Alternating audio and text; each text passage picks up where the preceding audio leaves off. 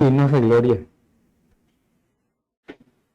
Bueno, amados hermanos, vamos a invocar al Señor para darle gracias por esta oportunidad que nos da de congregarnos. Padre Santo que estás en los cielos, cuán hermosa es tu misericordia, tu bondad, al concedernos hoy, oh Dios mío, poder reunirnos para alabar tu nombre, poder reunirnos para comulgar, poder reunirnos, Señor, para recibir tu palabra que nos alimenta durante toda la semana. Señor, en este momento yo te invoco porque tu Espíritu Santo es tan glorioso que está aquí entre nosotros para que tú nos ilumines. Primeramente, me uses como instrumento de edificación a través de esta enseñanza en Josué. Y también, oh Dios mío, nos des espíritu de entendimiento a cada uno de nosotros para comprender el propósito, el del por qué tú nos enseñas a través de tu palabra, el andar diario que debemos discernir a través de tu palabra. En tu precioso nombre, te damos gracias por este momento. Amén. Amados hermanos, hoy vamos a tocar 3 capítulos del libro de Jueces. Vamos a empezar a leer desde el capítulo 10 hasta el 12. El libro de los Jueces tiene unas descripciones donde a veces se define con unos jueces como jueces menores y otros jueces mayores, pero más que todo es por el registro narrativo que hay en él de lo que pudieron hacer unos jueces y otros no. Pero es importante poder aprender en él cómo Dios nos enseña de valores que nosotros debemos aprender como generación de creyentes y como iglesia. A mí le doy gracias al Señor por concederme poder leer y llevarles una lectura que no va a ser larga, pero que analicemos el valor de la gratitud, tanto de los creyentes como de los líderes para con Dios. Cuán importante es el valor de la gratitud. Entonces, empezamos a leer, ¿verdad? Y leemos en el capítulo 10, ¿verdad? La lectura se hace rápida, pero como no son muchos capítulos, analicemos lo que nos dice y lo que nos presenta el libro, y en base a eso, cotejemos unas realidades que parecieran que se pasaran por alto, pero no es así. Veamos entonces, en el libro, el capítulo 10, los jueces menores y Jefté. Dice así: después de Abimelech surgió para salvar a Israel, Tola, hijo de Púa, hijo de Dodo, era de la tribu de Isaacar y habitaba en Samir, la montaña de Efraín. Fue pues de Israel durante 23 años y murió y fue sepultado en Samir.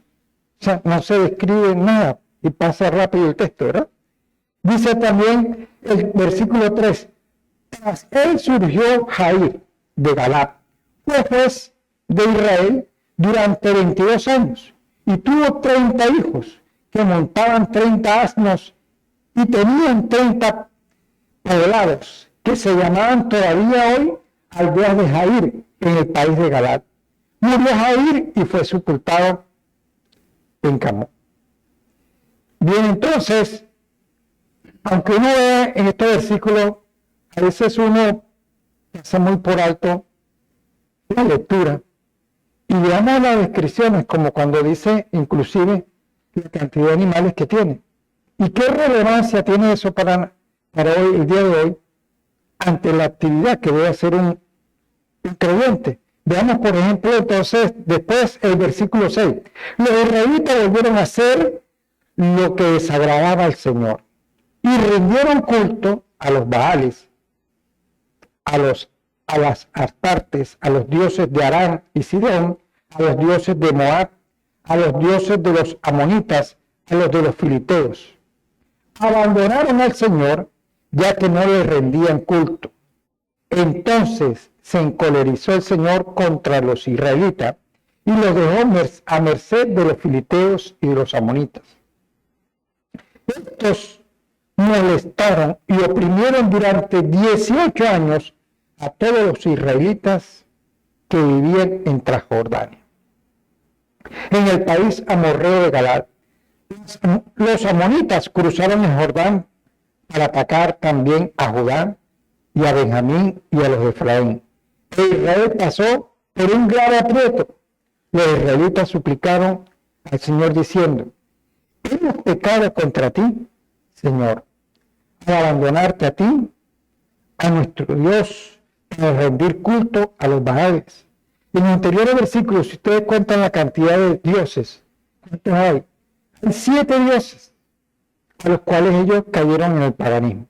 Y dice en el 11, y el Señor respondió a los israelitas: cuando los egipcios, los amorreos, los amonitas y los filisteos y los sidonios, Amalek y Mediab, los oprimían y ustedes me suplicaron, ¿no los libré de ellos? Sin embargo, ustedes me han abandonado para rendir culto a otros dioses. Por eso no he de salvarlos ya más. Vayan y supliquen a los dioses que han elegido que los salven ellos en la hora de su angustia. ¿Por qué será que el Señor responde así al pueblo? Si a pesar de todo, Él les va a librar. ¿Qué responsabilidad hay de parte del pueblo al ver una respuesta como la que Dios nos les da? Entonces vemos en el 15, los israelitas respondieron al Señor: hemos pecado. Miren, haz con nosotros lo que te plazca, pero por favor, salva. Quitaron de en medio de ellos los dioses extranjeros y dieron culto al Señor, que ya no pudo soportar más la aflicción de Israel. Los amonitas se concentraron y vinieron a Galaad, acamparon en Galaad, y los israelitas se reunieron y acamparon en Mizpa. La gente decía: ¿quién será el primero que ataque a los amonitas? Que lo haga, será el caudillo de todos los habitantes de Galaad. Todo ese proceso viene para que entremos en el capítulo 11 a ver a un hombre que vivió una vida que debemos de valorar para que nosotros veamos este contexto de un creyente. Jefté el Galaadita era un valiente guerrero, era hijo de una prostituta y su padre era Galaad. Pero Galaad tuvo también hijos de su esposa legítima. Cuando estos hijos crecieron, echaron de casa a Jefté diciéndole: tú no heredarás a nuestro padre, porque eres hijo de una mujer extraña. En aquel entonces, una mujer gentil que no fuera del pueblo del pacto, la trataban como una prostituta. Ella no era una mujer del pueblo de Dios. Y cuando Galaad tiene relaciones con ella, debido a que su esposa no podía tener hijos, consigue un hijo. Pero veamos el trasfondo, cómo el padre instruye en la palabra a este niño para que en la historia de este hombre reaccione con conocimiento de la verdad, cosa que no tenía el pueblo de Dios. Mire, Jefté huyó lejos de sus hermanos y se quedó en el país de Tob, y se le unió una banda de gente miserable. Mire, y juntos hacían incursiones. Andando el tiempo, los amonitas declararon la guerra a Israel. Cuando los amonitas atacaron a Israel, los ancianos de Galaad fueron al país de Tob a buscar a Jefté, los ancianos, y le dijeron: ven, sé nuestro caudillo en la guerra contra los amonitas. Pero Jefté respondió a los ancianos de Galaad: ¿no son ustedes los que me odiaban y me echaron de la casa de mi padre? ¿Por qué ahora que están en un aprieto acuden a mí? Y los ancianos de Galaad replicaron a Jefté: por eso mismo ahora acudimos a ti, ven con nosotros, ataca a los amonitas y sé nuestro jefe y de todo lo que habitamos en Galaad. Jefté respondió a los ancianos de Galaad: si me hacen volver a combatir a los amonitas, el Señor me los entrega y yo seré el jefe de ustedes. respondieron a Jefté los ancianos de Galaad: que el Señor no los demande si no lo hacemos como dices. Jefté se fue con los ancianos de Galaad y el pueblo le nombró jefe y caudillo. Jefté repitió todas las condiciones ante el Señor en Mizpa. Entonces, ¿cuán importante es vivir en la vida comprendiendo que, así como ese himno que cantamos, que es un poema, ¿de dónde nos saca Dios? Veamos este ejemplo. Yo amo mi país, yo amo esta ciudad, pero mire de dónde nos está sacando Dios ahorita: del medio del carnaval, del medio del paganismo. Debemos de ser agradecidos. Entonces, veamos lo que hace Jefté. Jefté envió mensajeros al rey de los amonitas con este mensaje: ¿qué te he hecho yo para que vengas a atacarme en mi propia tierra? Entonces, dice así: el rey de los amonitas respondió a los mensajeros de Jefté: cuando Israel salió de Egipto, se apoderó de mi tierra desde el Arnón hasta el Jabón y el Jordán. Así que ahora vuélvela y quedaremos en paz. Jefté envió un nuevo mensaje al rey de los amonitas para decirle: esto dice Jefté: Israel no se apoderó ni de la tierra de Moab ni de la tierra de los amonitas. Cuando Israel salió de Egipto, caminó por el desierto hasta el Mar Rojo y llegó a Cádiz. Entonces Israel envió mensajero al rey de Edom para decirle: déjame por favor pasar por tu país. Pero el rey de Edom no le hizo caso. Envió también mensajero al rey de Moab, el cual también se negó. Entonces Israel se quedó en Cádiz. Luego, avanzando por el desierto, bordeó Edom y Moab y llegó al oriente del país de Moab. Acamparon al otro lado de Arnón, y sin cruzar la frontera de Moab, pues el Arnón es la frontera de Moab, Israel envió mensajero a Sihón, rey de los amorreos, que reinaba en Hesbón, y le dijo: déjame por favor pasar por tu tierra hasta llegar a mi tierra. Pero Sihón no solo le negó a Israel el paso de su territorio, sino que le reunió toda su gente, acampó en Haza y atacó a Israel. El Señor Dios de Israel entregó a Sihón y a toda su gente en manos de Israel, que los derrotó, y así conquistó Israel todo el país de los amorreos que habitaban allí. Conquistaron todo el territorio de los amorreos, desde Arnón hasta Jabón y desde el desierto hasta el Jordán. Después el Señor Dios de Israel quitó su heredad a los amorreos para dársela a los pueblos de Israel. Ahora se las vas a arrebatar tú, dice Jefté. No posees todo lo que tu Dios que nos quitó sus propietarios para dárselo a ti. Igualmente nosotros poseemos todo lo que el Señor nuestro Dios quitó a sus propietarios para dárnoslos a nosotros. Le pregunta: ¿vas a ser tú más que Balac, hijo de Zibor, rey de Moab? ¿Acaso pudo él prevalecer en su lucha contra Israel? Hace ya 300 años que Israel ha establecido en Hesbón y en sus aldeas, en Aroer y en sus aldeas y en todos los poblados que están en ambos lados del Arnón. ¿Cómo es que no las has recuperado ustedes en todo este tiempo? Yo no te he ofrecido, eres tú el que te portas mal conmigo, declarándome la guerra. El Señor sea juez entre Israel y Amonita. Él siempre invocaba y se apropiaba de la palabra, de lo que él como fe creía. Veamos entonces en todo este proceso cómo la gran realidad de vivir convencido de lo que Dios nos da. Entonces mire por el triunfo lo que hace Jefté, ya que estos 3 capítulos se desarrollan más en este personaje como juez que tuvo bastante tiempo. Dice así: el Espíritu del Señor se apoderó de Jefté, que recorrió Galaad, Manasés, y llegó a Mizpa de Galaad, y desde Mizpa de Galaad se adentró en el territorio de los amonitas, y Jefté hizo un voto al Señor: si entregas en mis manos a los amonitas, el primero que salga a mi encuentro por las puertas de mi casa, cuando regrese después de haber vencido a los amonitas, lo consagraré al Señor y lo ofreceré en holocausto. Jefté se adentró en territorio amonita para atacarlos, y el Señor se los entregó. Los persiguió hasta Aroer, hasta cerca de Ninib, 20 poblados, y hasta Keramín. La derrota fue total y los amonitas quedaron sometidos a los israelitas. Cuando Jefté volvió a su casa de Mizpa, su hija le salió al encuentro bailando al son de las panderetas. Era su única hija. No tenía otros hijos ni otras hijas. Al verla, rasgó sus vestiduras y gritó: ¡ay, hija mía, me has destrozado!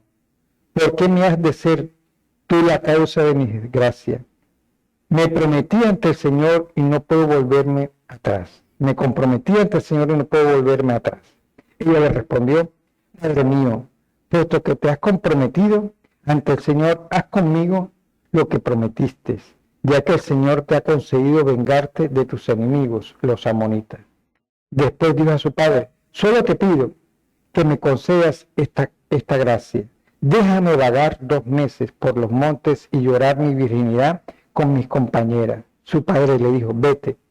Y la dejó marchar por el tiempo de 2 meses, y ella se fue con sus compañeras. Y anduvo por los montes llorando su virginidad, y al cabo de 2 meses volvió a la casa de su padre, y él cumplió con ella el voto que había hecho. La joven no había tenido relación con varón, y se hizo costumbre en Israel que los jóvenes israelitas se lamentaran todos los años durante 4 días por la hija de Jefté. A veces, hoy en día, no es relevante la trascendencia de los hijos, pero cuán importante es una generación se mantiene como creyente en el seguimiento de sus hijos. Y como nosotros leemos en los libros de los jueces, y ustedes si empiezan a ver la cronología, 480 años en las que ellos leen al pueblo. Cuán vital es para nosotros que nosotros sopesemos que no se puede servir en la iglesia, que no se puede servir en un liderazgo sin agradecimiento. Y este pueblo, cuando les leí ahorita, ¿verdad?, podemos ver cómo de los tiempos, a pesar de los anteriores jueces, el pueblo vivía una vida pasiva, y el que, como dice el Señor, el que no está conmigo está en contra mía. Y nosotros estamos llamados siempre a vivir para el Señor. El creyente no puede nunca estar estático, hermano. El creyente nunca puede estar pasivo, porque o uno crece o uno decrece. Y eso nos debe crear temor y temblor, porque debemos cada día depender de Dios. Leamos, para que concluyamos esta historia de Jefté. Mire cómo empieza el capítulo 12. Los de Israel se juntaron, cruzaron el Jordán en dirección de Zafón, y dijeron a Jefté: ¿por qué has ido a combatir contra los amonitas y no nos has invitado a acompañarte? Vamos a prender fuego a tu casa contigo dentro. El desafío de una tribu que se sentía envidiosa por el logro que hizo un juez. Y yo les motivo a que cuando tengan tiempo lean, porque esto ocurre hoy en día también en el contexto cristiano. Es triste, pero a veces hay envidia contra alguien que sea un servidor de Dios dentro de la misma iglesia. Y mírenlo, se lo vuelvo a recalcar: ¿por qué has de combatir contra los amonitas y no has invitado a acompañarte? Vamos a prender fuego a tu casa contigo dentro. Él le respondió: cuando yo y los míos tuvimos un gran conflicto con los amonitas, les pedí ayuda y no me la dieron. Como si que nadie venía a ayudarme, arriesgué mi vida y combatí contra los amonitas, y el Señor los entregó en mis manos. ¿por qué pues vienes hoy contra mí para hacer la guerra? El versículo 4 dice, Jefté reunió a todos los hombres de Galaad y atacó a Efraín, imagínense, un mismo hermano del pueblo de Dios, pero ¿por qué? Los de Galaad derrotaron a los de Efraín, y eso que estos solían decir, ustedes los galaitas no son más que fugitivos de Efraín, unas veces en medio de Efraín, otras en medio de Manasés. Mire cómo los trataba. Galaad cortó a Efraín los vados del Jordán, y cuando los fugitivos de Efraín decían, déjenme pasar, los hombres de Galaad le preguntaban, ¿eres de Efraín? Respondió, no. Le añadían, pues, di Shibonet, pero si no podían pronunciarlo correctamente decían Sibonet. Entonces le echaban mano y lo degollaban junto a los vados del Jordán. Perecieron en aquella ocasión, mire, 42,000 hombres de Efraín. Y a veces no vemos en la simpleza que tiene el texto algo tan importante como es la identidad de un creyente, hasta para pronunciar las palabras que tienen que ver con consagración, con dedicación a Dios. Y allí la pagaron caro los de Efraín, porque no tenían identidad de pacto.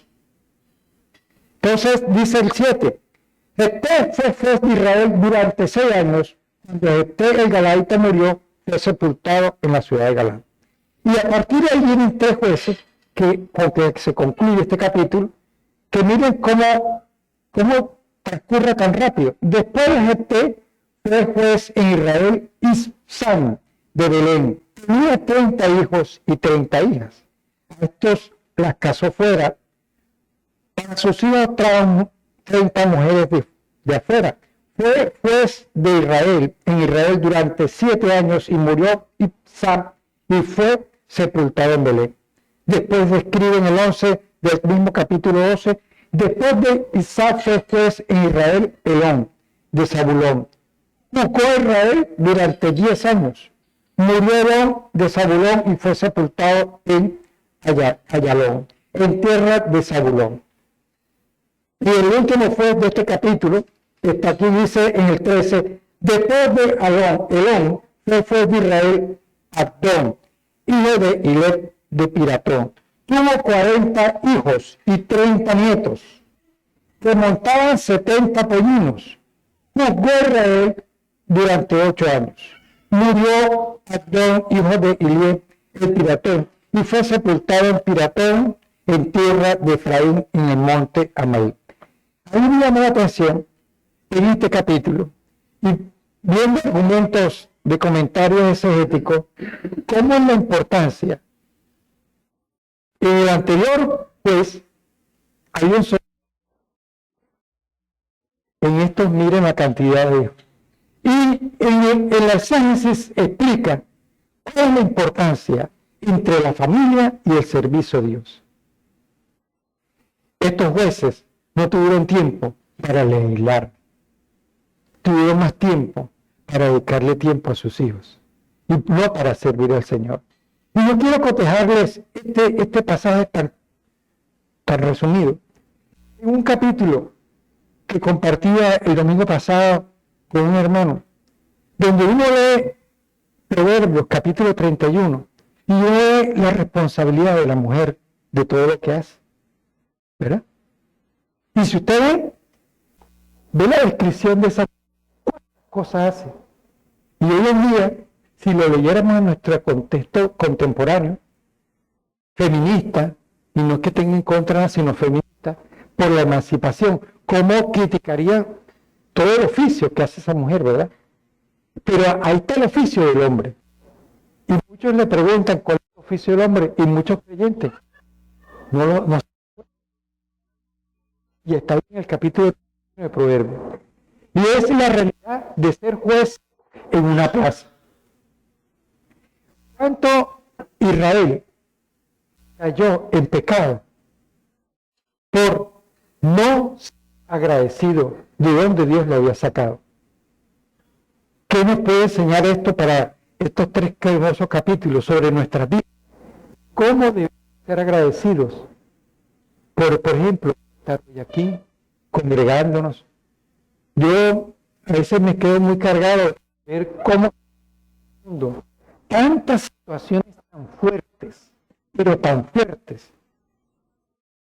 Tengo un amigo muy querido mío que está en Ucrania. Él es médico sin fronteras. Él es venezolano. Se graduó conmigo en el seminario. Y ver la realidad de cómo las personas allí viven la vida como si ya pueden morir mañana. Nosotros tenemos libertad de culto. Hoy estamos comulgando. Bendito sea el Señor, que se me da el gozo de ver que somos más de 20 personas. Y en una iglesia no se pueden reunir 5. Y el templo es tan inmenso y tan grande, de las fotos que le manda uno, que uno dice, wow, todo lo que ocurre. Seamos agradecidos. Vamos a orarle al Señor y después 3 capítulos para entonces poder interactuar, o si también algún hermano o hermana quiere colaborar y contribuir, también. Señor, gracias por concedernos este día de hoy. Gracias por demostrarnos a través de tu palabra cuán importante es en nuestras vidas saber diferenciar entre el servicio en nuestro hogar y el servicio en la iglesia. Ayúdanos, Señor, a que cada día seamos agradecidos. Primeramente para servirte en nuestro hogar y segundo para servirte también en la iglesia. Cada día, Señor, llénanos de tu amor y tu bondad para comprender tu propósito para el cual tú nos has llamado. En tu nombre, Señor, te damos gracias. Amén. Amados hermanos, si tienen alguna inquietud o una contribución sobre estos 3 capítulos, miren, los jueces, allá está el hermano Fred, cuenta.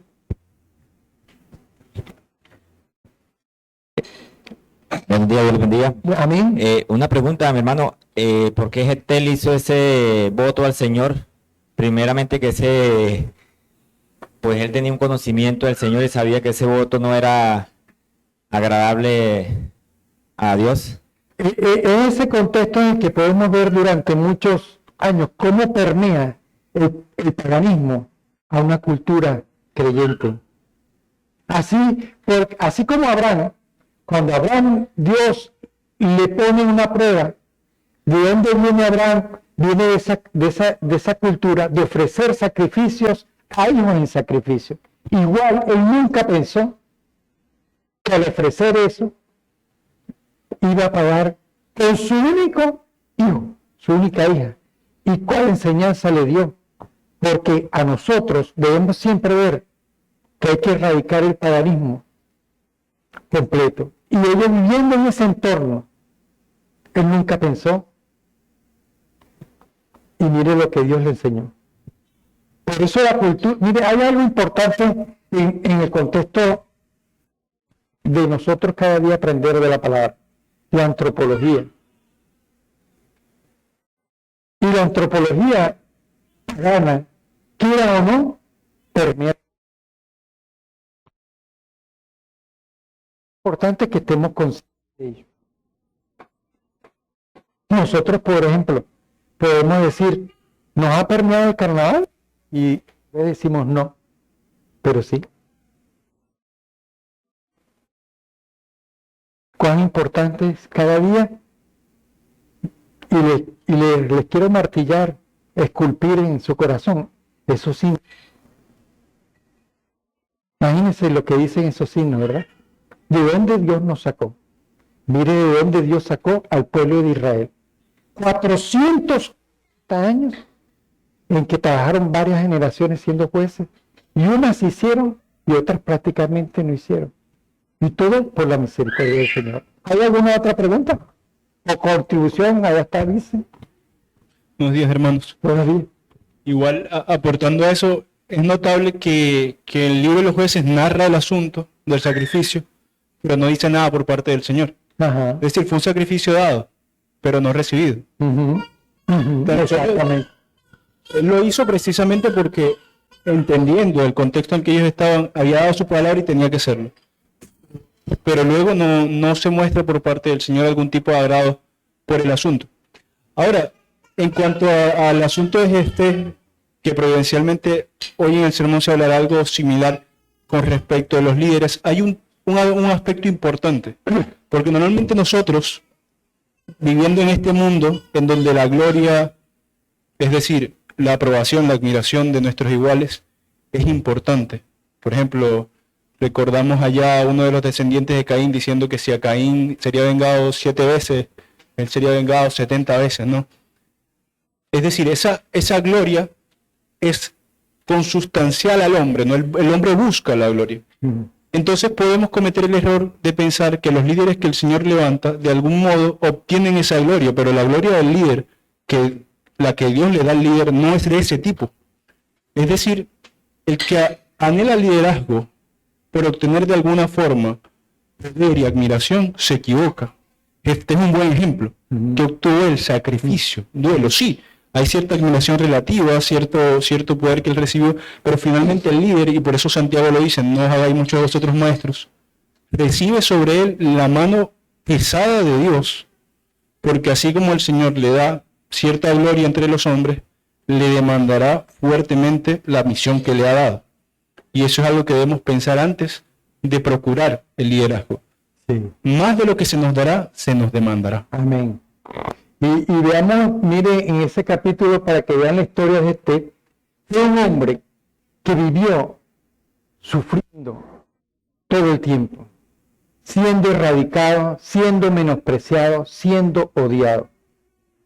Y cuán importante, me di cuenta en estos capítulos, que el secreto de ser agradecido no es vivir en un bienestar, sino vivir en un bien ser. Cuán relevante es que siempre nosotros nos concienticemos en un bien ser. Nosotros en los últimos siglos hemos vivido en un cristianismo que difunde que lo relevante es un bienestar. Y lo relevante no es un bienestar, es un bien ser. Y él no tuvo generación que siguiera porque su única hija tuvo que ofrecerle. Cuán vital es que veamos que servirle a Dios es un bien para un bien ser, no para un bienestar. Por eso la gloria, como decía el apóstol Pablo, la gloria del hombre es una vanagloria, es una lucha, es una obstrucción para crecer. Amados hermanos, vamos a darnos los 15 minutos. Bueno, disculpa.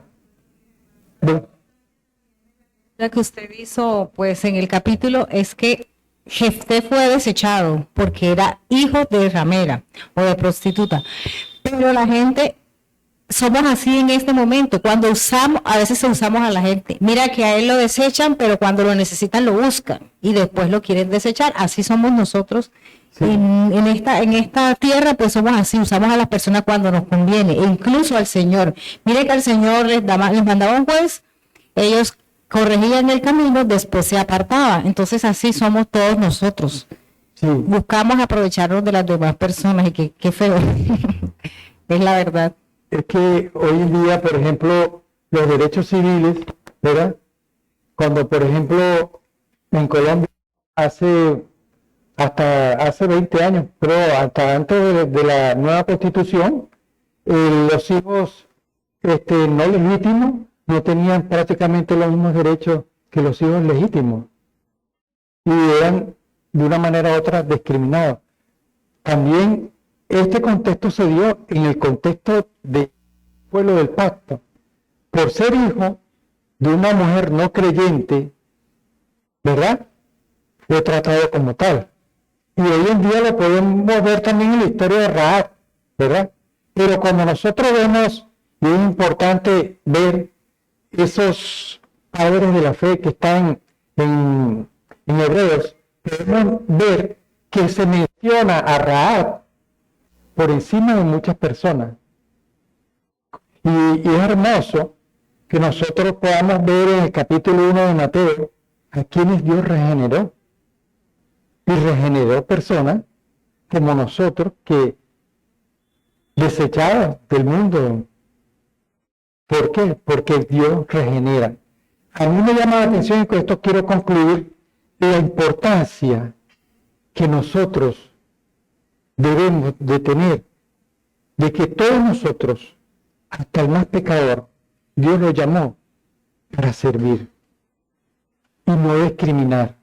Y a veces nosotros, por cualquier fallo o desacierto que tenga un hermano, lo estigmatizamos.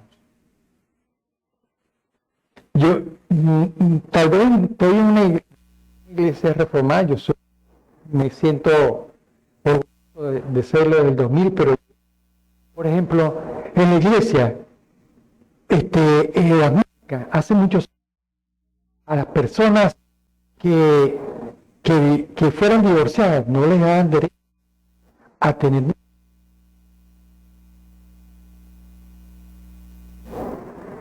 Y eso marcó la iglesia en Colombia muchos años.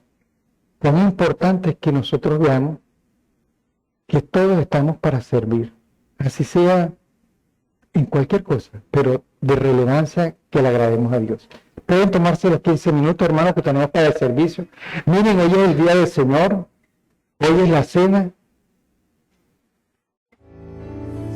del Señor.